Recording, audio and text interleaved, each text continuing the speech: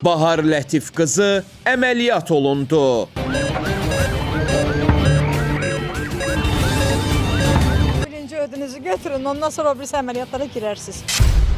Ödümüz dağılmadı. Sənətçinin səhhətində hansı problemlər yaşanır? Yemək yeyə bilmirəm. Ölmədim.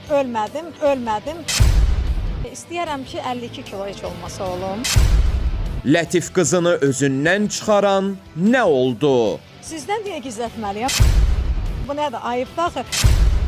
Videoya keçməzdən öncə bu cür videoların davamının gəlməyini istəyirsinizsə, videonu bəyənməyi və bildiriş butonunu açmağı unutmayın. Bahar Lətif qızı əməliyyat olundu. Birinci ödünüzü götürün, ondan sonra birisi əməliyyatlara girərsiniz. Ödümüz dağılmadı. Sənətçinin səhhəti